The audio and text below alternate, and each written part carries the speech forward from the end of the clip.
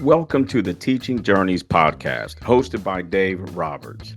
Humanity possesses a unique skill, the ability to pass knowledge from one generation to the next. This podcast embraces that ability, offering learning opportunities through conversations with extraordinary guests. Dave aims to leave a positive mark on individuals around the world. So before you dive into today's episode, please share this podcast with your network, including friends, family, and colleagues. And please consider leaving a rating or review. Your support makes all the difference.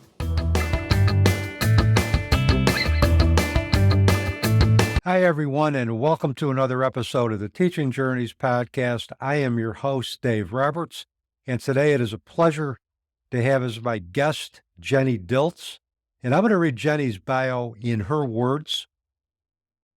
Hi, I'm Jenny Dilts, and I love grief. Most give me a really strange look and run the opposite direction when they hear this. There are some who get a little curious and lean in, and few are totally getting it, rush in for an embrace. My passion is accompanying struggling people in their grief journeys as they convert grief into growth. I love guiding them to find long-lasting growth from their experiences without judgment, expectations, or despair. I also host a podcast, Share Your Story, Exploring Humanity One Heart at a Time. On my show, my guests and I dive deeply into real-life examples of what this conversion process can look like. Above all, I am a wife and mom to some of the best humans I know. My husband makes computer games for a living, and my 6 kids range in ages from 16 years to 2 months. And Jenny, I imagine with all you've got going on, you have a pretty full life. I do. And it's a fantastic one. By the way, welcome to the Teaching Journeys podcast. I'm glad we could be able to reciprocate and have you on my podcast since I've been on your podcast a couple of times. Yes, So you it's have. always, And go ahead. no, you go ahead. I love talking with you. Simple as that.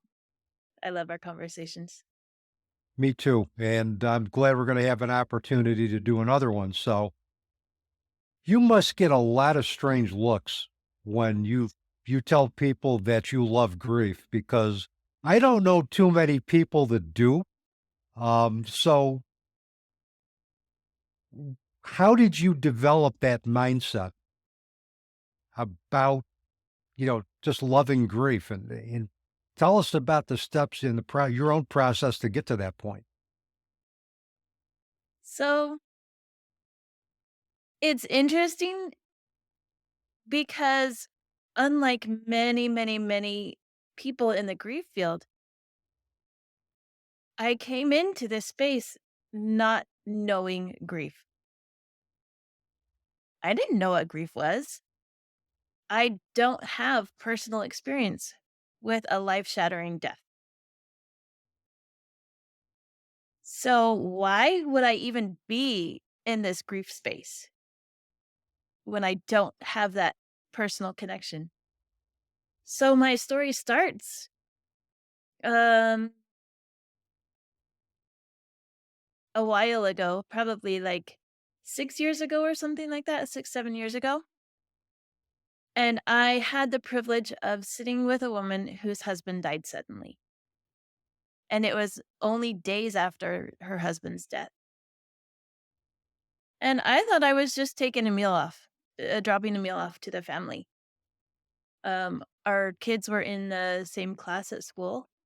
And so I was just helping out, doing anything that I can to support somebody who's having a hard time. Well, this quick meal drop off turned into a 3-hour visit. And I sat there and I listened. And I didn't think anything of it. That's just what I do. But then my therapist came back later and said, "Have you ever considered becoming a therapist?" And with my youngest at the time being only like a year old and having 4 siblings, I was like, no, I can't become a therapist because it's not logistically possible because a therapist needs to go through a master's program. That's what I thought. And I can't do that right now. My job is to be a mom. So I kind of dismissed it. But then um, subconsciously and maybe a little bit consciously, the idea was percolating. And it percolated for about a year, maybe a year and a half. And then I started thinking maybe there's something to this. Maybe there is, maybe I do want to pursue some kind of support role. And so I started looking into the end of life space. Death, grief, dying, hospice, death doula, and none of those really seemed to fit. And then I found a training program that offered coaching for end of life, which includes the death and the dying process, grief, and also life coaching. And so I thought, wow, this is perfect. And it was all done online. And so I could do it at 4 a.m. when my kids were not up yet. So I went through that training program and it was like I found my people, I found my tribe, I found my purpose, my passion, everything. It was such a perfect fit for me. And from there, I just gravitated towards the grief space. And the reason I love grief, I acknowledge that it sucks. I acknowledge that it's super, super painful, Mhm. that you wouldn't want to force that on even on your worst enemy. And I've learned that that's not all that there is to grief. Grief can include the memories, the beautiful times that you had together, the lessons that you've learned along the way, the feeling of accomplishment, of doing something that you thought was impossible, that you never thought you could do, of the growth that can come when we lean into the grief and really internalize it. It's a beautiful thing, or it can be. Yeah, I mean, it depends on the individual's perspective. If they can see the beauty in terms of being able to transcend the challenges that are presented as a result of death and look at grief from a different perspective as one that can empower individuals to find their purpose and re-engage in a world that is different, but yet re-engage in that world with meaning, then our grief can become integrated and our grief can actually motivate us to heights that we never thought possible. And we may have talked about this. Individuals have a choice in terms of how they look at the hand of cards that were dealt. And there are some individuals who are still wallowing in the muck after 10 years after experiencing a loss. And but all we can do is plant seeds, present options for growth and encouragement that growth can occur. And that's the thing about grief. Time is relative. An individual can move from the raw pain of grief to acceptance that their world is different, but yet they experience a willingness to re-engage in that world. They can experience that at any time, which is why there isn't any set time frame for individuals to move through grief. And that's why, the whole piece about stage theory that a lot of individuals subscribe to is really is misleading because our grief, if anything, is more circular than it is linear. So You mentioned the stage theory, and I love Elizabeth Kubler-Ross. She is Mhm. such an amazing individual. And she did such amazing work in her time for helping people deal with, manage things at end of life Mhm. to get the conversation going. And unfortunately, a lot of people have misappropriated, if that's a word, like they've taken those 5 stages that she intended for the dying process where there's a finite end. There are steps it is more linear. Mm-hmm. Eventually, at the end of the process, you die, and everybody goes through that process, Mm-hmm. right? But people have taken those 5 stages and applied them to grief. And Mm-hmm. that's where I think the error came in, because they were never intended to be applied to grief. And I think even, before she transitioned or died or passed away, however our listeners conceptualize and your listeners conceptualized death, she disputed that. She kept saying that her stage theory was not meant to be extrapolated or applied to grief. It was meant to give Mhm. individuals at their end of life a vocabulary for their end of life chapter. And and she is well known for her body of work, which I think a lot her body of work aligns with, I think, my philosophy, and I think the philosophies of a lot of grief coaches, a lot of individuals who support grieving individuals, and with a summary of research that I have read on stage theory disputes that stage theory applies to the grief process consistently. Mhm. Mhm. So I think if anything, what we can do as individuals who are working, in the field of thanatology, in the field of death and dying, or just doing bereavement support, is that we extend that message that stage theory does not apply. That it's not pathological if you're still grieving 3 to 5 to 10 to 20 years or the rest of your life after somebody Mhm. somebody has passed or died or transitioned. So, and that we need to get that out there, that grieving is a part of our everyday existence. Yeah, It can continue until the day we transition. absolutely. I worked with a client one time, whose husband died by suicide, and the death occurred probably 40 years earlier. But when she met me and when she came to me, she was that at that time, she was ready to process her grief. And even when she came to me, it wasn't her grief that she was concerned about. She was concerned about her kids' grief. But as we were working together, she started developing a stronger sense of self.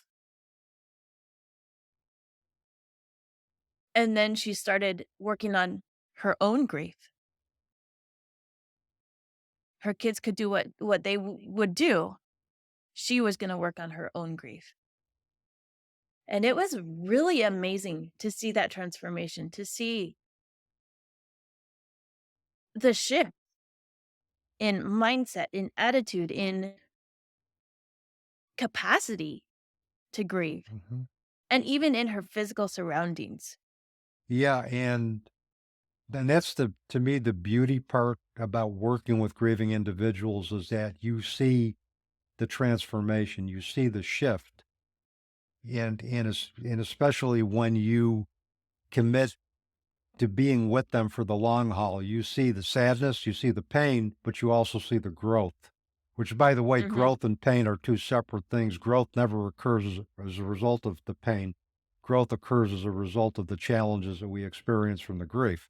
So, it's to be able to witness that transformation is what keeps coming me back to bereavement support.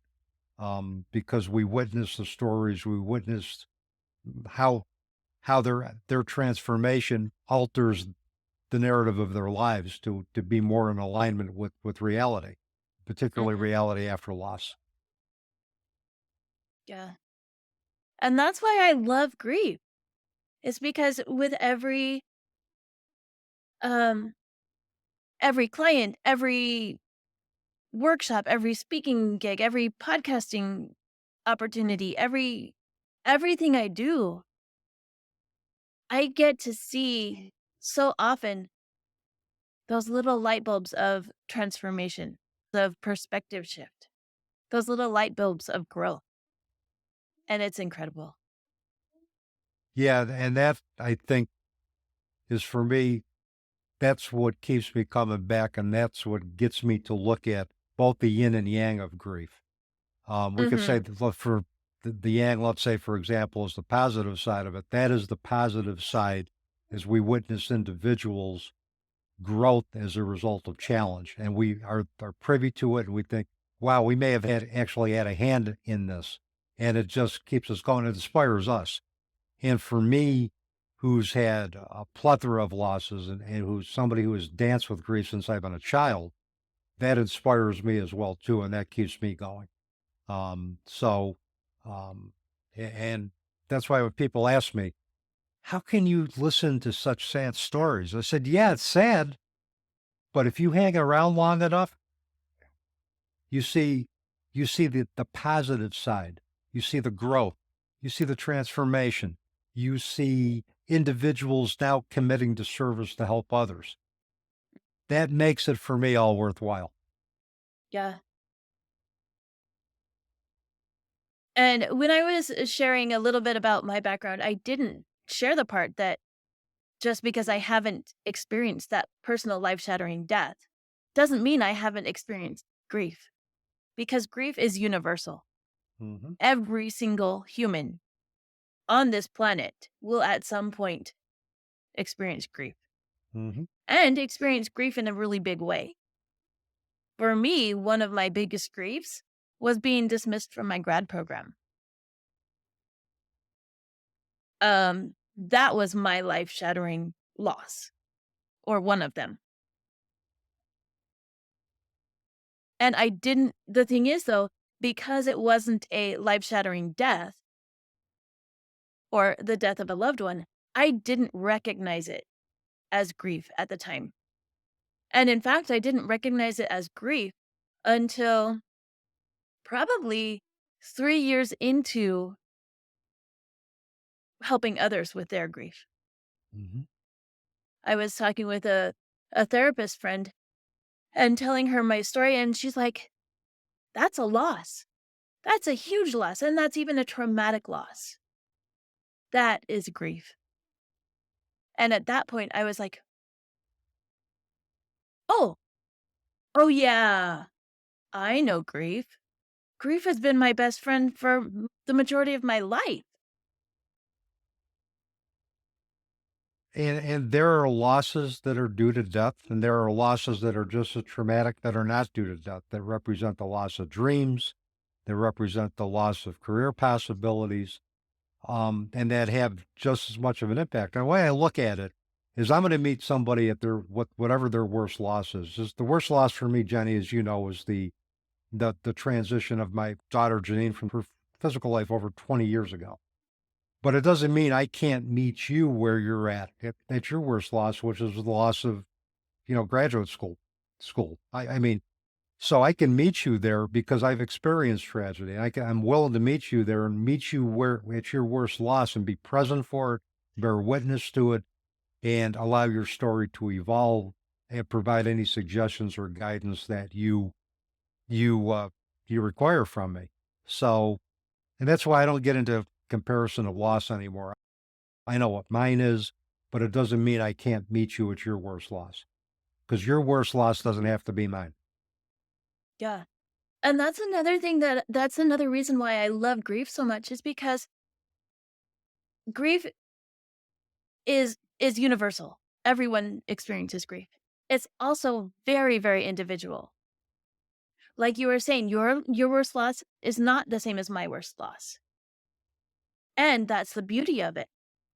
It shines the light on our individuality, on our uniqueness, on those quirky differences in personality, upbringing, culture, life lessons, experience, family history, spirituality,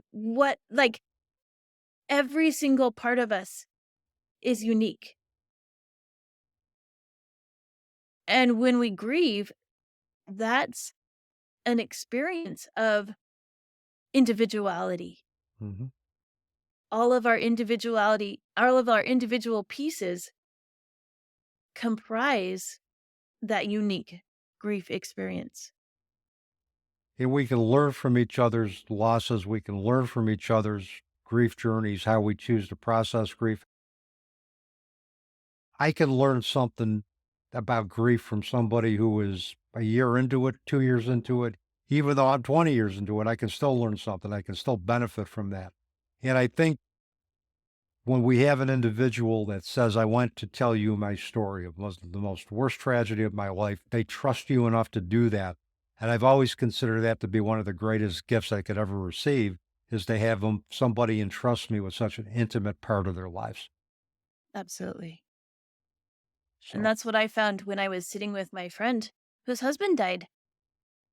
She was trusting me with the trauma, the confusion, the pain, the heartache, the what do I do now? How do I move forward with this? How do I incorporate this in the most tender and raw and vulnerable parts of her life, probably, perhaps? mhm. And I could certainly see how your love of grief translates to your work as a grief coach, because my guess is you communicate what you've learned and experienced with great enthusiasm and passion to your clients as well, too. We do have a lot of fun times in our sessions. Of course, there are sessions when we're crying. We're both crying, and that's fantastic. Hmm. The next session may be both of us laughing hysterically at a funny memory or a funny twist in fate or something someone said. It's fantastic. And it is, and but the death, dying, and bereavement class that I teach at Utica University, I tell my students, we are going to have fun learning about death, and they look at me like I have two heads. And then I've actually had students tell me at the end, Dave, I had a really fun time in your class. I said, who would have thought you'd have fun talking about death? Um, and I tell my students, talking about death doesn't mean you're going to die, but we can create an Yes. atmosphere where it's welcoming, where it's light, where you're comfortable talking about a topic that is very difficult to address, especially when you're 19, 20, and 21 years old. Mhm. So, and yeah, I mean, I've had sessions where we've laughed hysterically, where we've cried. Um, but that's a microcosm of life. There's some days they're going to be joyous. Some moments are going to be joyous. Other days are going to be sad. And other moments are going to be Yes. sad. But that's life. It isn't all happy. It isn't all sad. It's this kind of beautiful mixture of contrasting emotions that make up the symphony of our lives. And that's what grief is. It's like a beautiful mosaic that has all the colors, shapes, textures. Yeah. My question is, how can you not love grief? But I know not everybody's there, so it's okay. But yeah, that's true. And hopefully everybody will get there. And where we learn that any emotion, good or bad, has something to teach us about ourselves, and it can inform us about who we are, what we want to be, or what and who we don't want to be. And it's cool to be able to feel all of these things, to experience all of these emotions. Rocks can't do that. No. Some animals can't do that, but human beings, we can. We have such a broad range of thoughts, experiences, emotions. Wow. Mm-hmm. Mm-hmm. Wow. What are the qualities or expertise that individuals should be looking for before they retain the services of a good coach? First and foremost is presence. Can that coach be completely present with you with whatever you bring up? The happy, the sad, the anger, the denial, whatever you're bringing to the session. Can you be yourself? And will your coach be present with whatever comes? Um, and I think from there, that's fundamental. If you don't have that, keep looking. because there is someone out there for you. From that presence includes connection, authenticity, willing to be yourself, like the ability to be yourself, the ability to have a safe, having a safe space where you can talk about anything, express anything, or sit in silence, and all of it is okay. And willing to learn with you. Someone who, like you were saying, Dave, whether it's 1 year, 20 years, a lifetime, is willing to walk with you in the journey where you're teaching and learning with and from each other. It does. The power of presence is something that can't be understated. I mean, if you don't have presence, or you're not willing to be present, or you're constantly distracted with other thoughts, that person, therapist or coach, isn't the person for you. Is there anything else besides presence that you think is important for, if you were looking for a grief coach, is there any other qualities besides presence you would be looking for that would be important to you?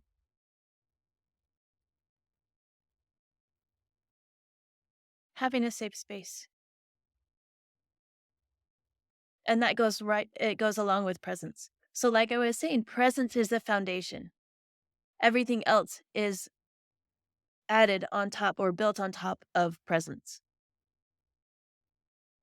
And individuals who are traumatized need that safe space. They need to know that where they're going is going to be a safe place for them to share, to simply be. If they need to be quiet, if they need to cry, they can do so without being judged, without being pressured. And particularly individuals who have experienced trauma, any kinds of trauma, safety and structure are key. If they don't feel safe, they're not going to share with you. Period. And if they feel safe, their story is gradually going to come out at their speed, but it'll come out as long, and they'll keep coming back because they know that you and the space that you've created is not only sacred, but more so it's safe. Mm-hmm. And I'm glad you said at your speed, or for the clients at their speed, because it goes both ways. As a grief coach, I'm researching, interviewing, I'm having that get to know you conversation with my potential clients too. Is this someone who is ready and willing to work on their grief? Mm-hmm. Is this someone who is going to be present with me? Is this someone who will accept this safe space? So that again, we can both learn from and teach each other. Absolutely. What is your formula for helping individuals convert grief to growth? How do you take them through that process? So it's pretty simple. There are 3 steps. The first is awareness. Being aware, oh yeah, this is grief. Like with me when I was dismissed from my grad program, I didn't know that dismissal was a loss and that I was grieving. I didn't know that for probably 10 years later. So I needed to be aware of it before I could even work with it. So the first step is awareness. The second step is acceptance. And some people will bristle up, I know, when I say the word acceptance. But it's not accepting. It's not accepting it with like a toxic positivity type acceptance. It's accepting the fact, yeah, I'm grieving and this sucks. This is the way it is. I cannot change what's happened. I was doing an event actually yesterday, and one of my participants said it's the serenity prayer. God grant me the serenity to accept the things that I cannot change, the courage to change the things I can, and the wisdom to know the difference. That was my daughter's favorite prayer, the Serenity Prayer. That's awesome. So that acceptance piece isn't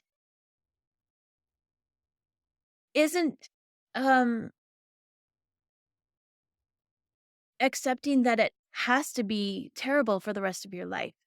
That's not it either. It is what it is. Mm-hmm. And another piece of the acceptance is stopping the struggle. You're no longer fighting against your grief. So with my little one, sometimes his body gets so agitated. And it's usually right before he goes to sleep. He gets super, super wiggly, super, super fussy until that moment where everything is stillness. And that moment where he accepts it and he stops fighting, that's when he goes into the peaceful sleep. And that's the same with us. When we stop struggling against it, then we can move forward into that last piece. And that last piece is appreciation. What can I learn from this? How can I grow from this? And I think with appreciation comes gratitude.